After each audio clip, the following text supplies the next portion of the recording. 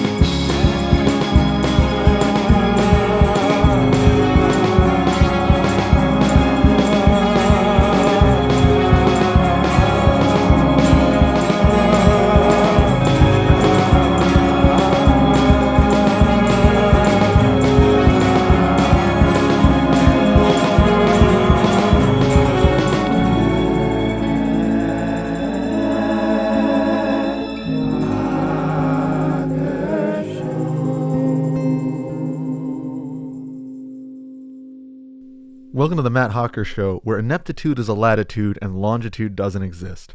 As you well know, I'm Matt Hawker, but sometimes I might not be. And I might not just be Matt Hawker, I might just simply not be and not exist. And it's difficult to say. It's really hard to deal with that on a personal level. Most people experience this sort of thing at some point. They doubt themselves, and as a result, they cease to function or comprehend their own being, and it's difficult.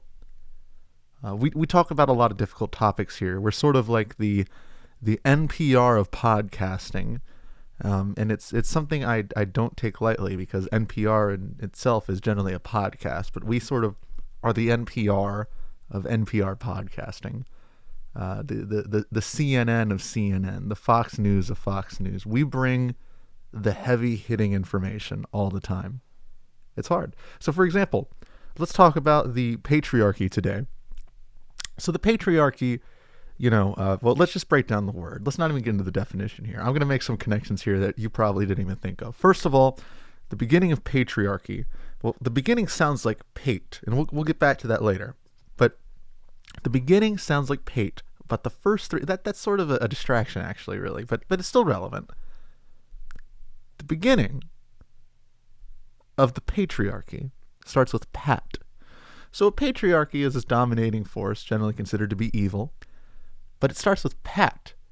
Can you pat with patriarchy? I don't think so, but maybe you can. Maybe a pat is just the light touch of patriarchy, gracing your skin with its presence. But let's go a step further. What does Pat remind you of? Patton Oswalt. That's right. Patton Oswalt was the original creator of the patriarchy. Now, this might come as a shock to some people. A lot of people wouldn't really think about this, but it's true. It's all true. These sort of simple connections can be found in language everywhere. Look at the word, I don't know. So, just the general topic of words. Linguist. What does gwist sound like to you? Wrist, right? Gwist, wrist, basically the same thing. Linguist, and what does ling sound like to you? That's right. Sniper. There's a sniper aiming at your wrists at all times, and when you use improper language, he's going to get you, and you're gone. This is big. These are the sort of things that we are diving into. I like that word, diving. But you know where diving comes from? Die. What do you think die means? Easter. Eggs. Painting eggs with children. What do children do? They get old. They get bitter. And they get angry. And they want to take revenge on the people that made them. They didn't ask for this life. They didn't ask to be born. It all connects. Language is just this giant wheel of angry motion based on terrible things that are going to happen to you, the listener. I'm safe where I am. I'm locked away. You don't have to worry about me. But you guys might be in some trouble. And trust me, I'm really smart. so I know what I'm talking about. But hey, Easter. Easter is a cool holiday. In fact, Easter was yesterday. Now, if you're listening to this where Easter's not yesterday, or rather even when Easter was not yesterday, or how Easter was not yesterday, or why Easter was not yesterday, you might be a little confused. Or maybe you don't even know Easter exists. Well, it did exist, and it happened. Easter is one of those days that it sort of oozes into place. It's not most holidays, they start like, bam, oh, and then it happens. But Easter, it just sort of trickles in. Because Easter has many steps, So Christmas, presents, okay, cool. Birthday, cake, wow. But Easter has preset conditions to the holiday. You have to paint eggs, you have to eat eggs, you have to lay the eggs in a circle, you have to make a pentagram of eggs in the circle, and then you have to summon the bunny. And the bunny chooses one member of the family and takes that individual back to the underworld with it. And then you never see them again. And then you can begin the process of celebrating Easter. And it's very fun. You get little eggs in the yard because the bunny sets all that up. But it requires a sacrifice because nothing can just come to be. There must be some sort of exchange. Like the transition of energy, the transition of matter. Nothing just exists. It's always created from something else. And that's one of the elements that Easter really represents, the transfer of energy to something else. And frankly, when you get into the spiritual world, that's all anything is really. A demon just is the transfer of hatred and seething vitriol from one thing to another. That's it. People overcomplicate that kind of stuff. I mean, if you ever experience, interaction with something of mythical nature, specifically something with a negative force or, a negative aura, you're feeling like your chakra is just a little off balance when you see this thing. You just look at it and you say, hey, you know what I mean, guy? And they'll be like, whoa, sorry, dude. Didn't know I was messing with your vibe. I'm out of here. Outs. Peace. And then he's gone. Done. And that's a good thing. That's a good thing for you. You'll feel better. You'll feel relaxed. You can just lay down and take it easy for a while. Maybe smoke a cigar. Maybe get a nice little glass of wine. Who knows? You can just enjoy your Easter. And I hope you did enjoy your Easter, because I didn't.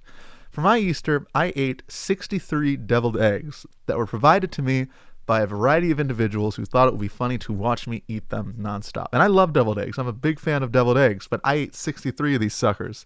Now, what is a deviled egg? A deviled egg is sort of, we were talking about transfer of energy earlier. A deviled egg is basically an egg filled with the loathing, the suffering, and just the sadness of different individuals that their energy, their negative force into an egg. The egg is born as a chick. The chick becomes a chicken, and the chicken lays another egg. Then that egg is smashed open. The spirits release themselves. All that hatred that had been, seething in that chicken for years and years and years are finally out. They're captured inside of a glass container. The glass container, which is now holding this gassy anger, is placed onto a conveyor belt where it's then smashed again because nobody knows what they're doing. Then that becomes a cloud. It rains on a farmer's field, and the farmer's field then grows deviled eggs through their deviled egg trees.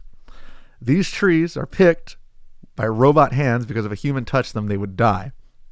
So, once all that's said and done, the deviled eggs are, delivered to your local grocery store or local supermarket or local house, and then you eat them. Now, some people, they don't like the taste of them. I'm a big fan, honestly, and that's partly because I'm sort of like I feel like I'm a gaping hole, and I just want to stuff as many things in that hole as I can, and I want to fill that hole to the very brim, but there is no brim. It never gets full. It just gets deeper. Like the more I put in the hole, it's like I'm dropping a bunch of sentient shovels down there, and they're just digging and digging and digging, and it just gets deeper and deeper and deeper, and I'm just this giant nothing pit, and it's great. Love it. I just fill that sucker with deviled eggs until I can't even see straight. But usually I stop around 15 to 16. This year, over 60 of those bad boys. How am I supposed to deal with that?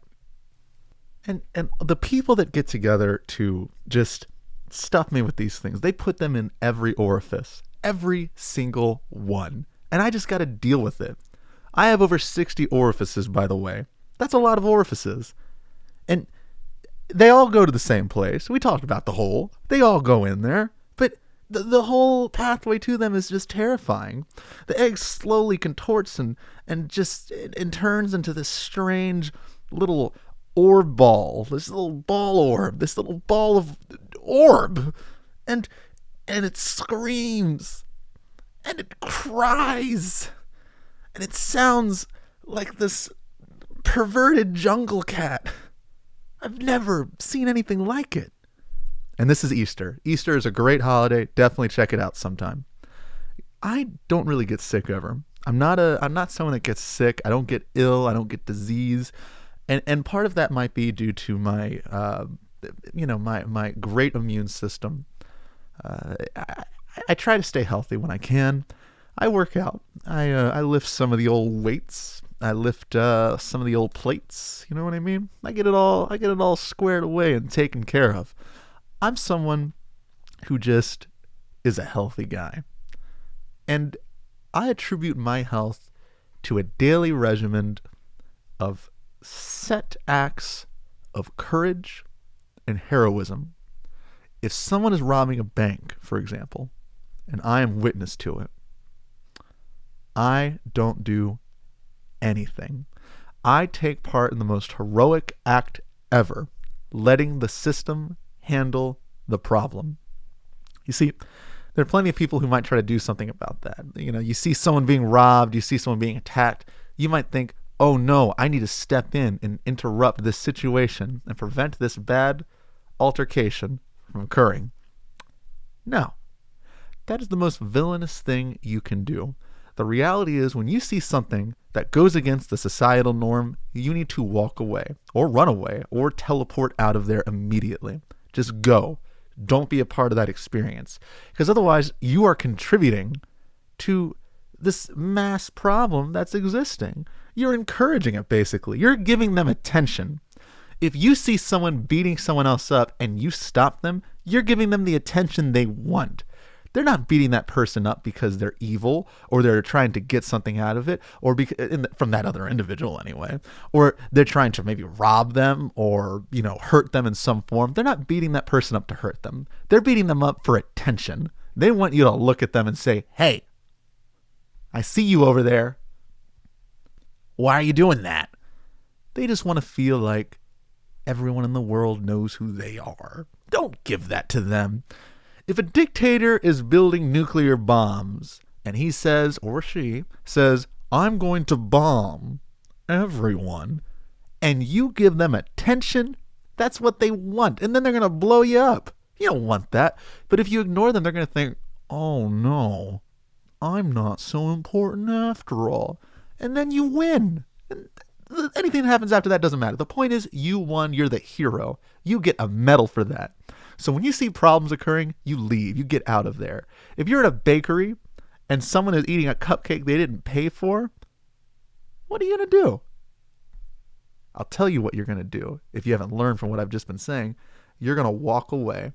Don't even buy anything from the bakery. In fact, never go to that bakery again. Don't support their business. That's just giving that person attention. You don't want that thief to have attention. You don't want that thief to have social awareness toward them. You want to ignore them completely. If you're in a war and the enemy soldier is stabbing your friend, your comrade, the person that you were fighting with, the person that you trudged through mud and just traveled against just rays of bullets pouring from the heavens and managed to survive, and you see someone just stabbing him, you walk away. If someone takes off his helmet and starts spitting in his eyeball, just his left eyeball, not the right one, just the left one to make it really annoying, you leave. You don't participate in that. You don't interact with that. You just walk home, you turn on the TV, you sit on the couch, maybe pet your dog, and just you ignore it completely. And you're going to feel better about it. First of all, you're not going to worry about the issue anymore. And second of all, you're going to be the hero in that situation. Because as soon as you leave, that bad guy, that enemy, is going to be like, oh, no one's paying attention to me. Oh, and they're going to get cold. They're going to start shivering. They're going and then their skin is just going to just turn gray. And they're going to be revealed for the bad person they are. And they're a sinner. And they're going to just be really upset. That's right. That's how you deal with things that are bad. And you can take that one to the bank, but don't rob it.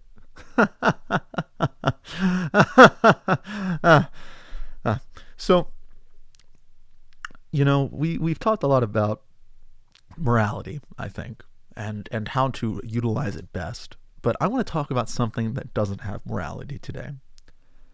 And that, my friends, is the pigeon. A pigeon has no morals. None. I find pigeons to be fascinating. They're probably one of my, if not the, favorite animal that I hold. Well, a few days ago, in my quest to understand more about why pigeons have no morality, I went to the Great Nest, which is north of Buffalo, New York, and I found the pigeon princess. And I talked to her for a while, had a good interview. We basically talked about how pigeons don't have morality because morality is simply a product of human society. Pigeons don't deal with human morality because they're pigeons. And I was like, oh, well, that makes sense. Why would a pigeon have some sort of human element that humans made? And the pigeon princess then explained that pigeons have something else. They have something called cooality. Cooality basically is where you like that. And you identify your needs, your wants, your desires, whatever's taking place. That's it. That's all you do. And then if it happens, it happens. If it doesn't, it doesn't. It's more of an acknowledgement, really. Basically, they live by acknowledgement. They just sort of, they don't really set toward the future. They don't like set everything out to sort of figure out and make what they want to have happen. They don't really have any sort of conditions they live by. They just say, oh, that happened. And they acknowledge it, and they move on. And they're great at that. They're great at acknowledging situations that they are witness to. And that's all they do. I thought that was pretty neat. So I asked her if she has a tax, and she said, of course. So I tax the hell out of these birds. So I was like, oh, that's interesting. And I asked, well, what do you collect in taxes? And I was thinking, it'd be like breadcrumbs. And then she told me something interesting. She was like, oh, I have a comic book tax. I was like, you have a comic book tax? She's like, yeah, I send pigeons out to little nerds and beat them up. And then I collect their comics and bring them back. And the dirtier the comic, the better, because I love it when my pigeons just crumple those little pages up in front of the children while they cry. And then I just take them back and I just sleep on them and then shit all over them. And then sometimes I lick them. And I was like, you lick them? You're a bird. She's like, oh yeah, I lick the hell out of those suckers. Look at this Superman 101 Wonder Boy shit. I was like, whoa, pigeon princess. Whoa, what are you doing? That thing is worth trillions of dollars. That could save the economy. And she's like, I know, but I have no morals. And I was blown away by this conversation.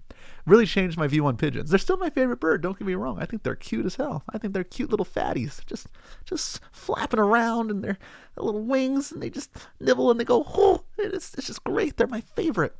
And then I had sex with the pigeon princess, and we had sex for 4 days. It was amazing.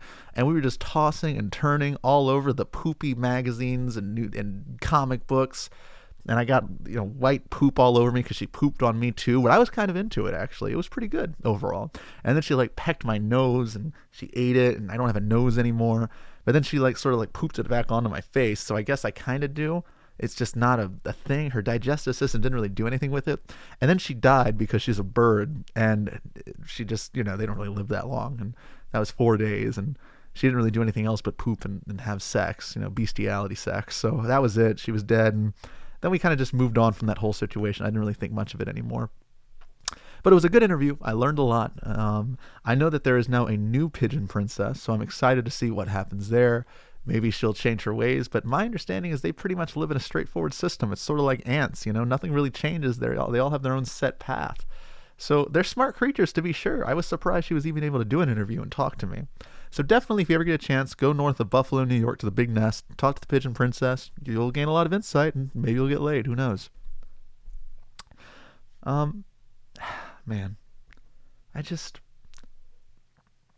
yeah, yeah. I'm not sure how I can become something else. I don't know. I've been trying for years now to turn into another creature of sorts. I feel like being a Matt Hawker isn't all it's cracked up to be. A lot of people want to be a Matt Hawker, and I know that some people try every day to become a Matt Hawker.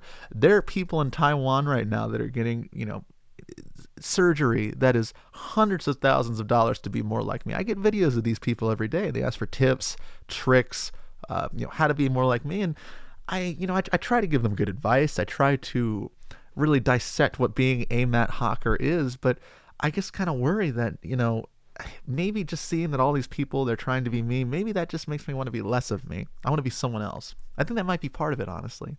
I'm not really all that sure, but I know that I've been trying for a while to not be a Matt Hawker, but it's a hard process. It's hard not to be you. First of all, you have to identify that you don't want to be you, and then you have to identify the identity, which is you. And then you have to identify your identification and your process of identifying. And once you've done all that identifying, then you got to go back from the beginning and start the whole process over again. And it's a cycle. And I don't know what step 4 is. I've done all that over and over again. That's all I know how to do. I don't know where to go from here. And what do I even become? I mean, I could be a caterpillar. That'd be cool. Just crawl around and then go into a cocoon and relive the womb experience, but as an insect, and then fly around for 3 days until someone rips my wings off. That would be fun. But I don't know. I mean, does anyone really want to be a caterpillar? I feel like most people want to start as a butterfly, but I'm not really into that. I feel like I need to have the whole process. How can I appreciate being a butterfly if I didn't crawl around first just trying to become one? I mean, a butterfly is basically the story of a startup company, or I don't know, or Slumdog Millionaire is the equivalent of being a butterfly. You start with nothing, you suffer, you trudge through life, and then you catch that break, or you manage to accomplish something, and then you're flying around for a few days. But sort of like lottery winners or Who Wants to Be a Millionaire winners, the butterfly eventually falls apart and then dies. Their wings get ripped off, and then they're a caterpillar again. But the sad part is, they can't really crawl around at this point because they morphed into something that could use their wings, and now they just sort of lay there, and then they die.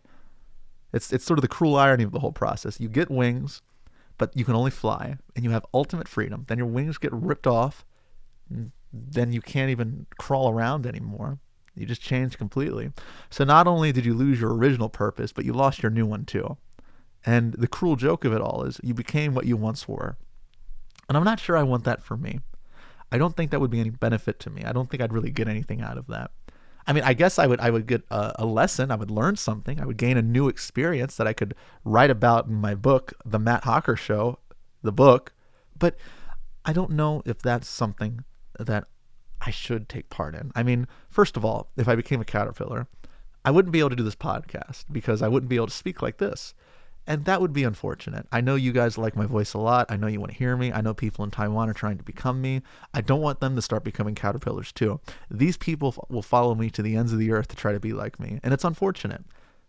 I mean, well, it's fortunate. It makes, I'm glad they like me. I feel that's a cool thing. That's nice to be liked. But I don't want them to spend hundreds of thousands or millions of dollars on plastic surgery to become me. And I worry that any step I might take might influence these other people too. I'm like a father to these people. What am I supposed to do about that? I don't know. But, these are things we'll talk about again one day, but not today or tomorrow. We might talk about it the day after or yesterday. I might talk about it yesterday. You might hear this in the dialogue from before, but you're not going to be in it because you can't listen to yesterday, except you can because this is a podcast.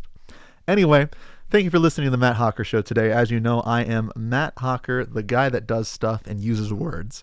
If you would like to support the show, feel free to check us out at patreon.com/The Matt Hawker Show. We have some cool little tiers and little words that you can read, and there's a video. You could look at that, and you could give me $1, and I could use that to I could I could use $1 for I could sit on $1. So if you want to give me $1 to sit on, that'd be great. Thanks for listening.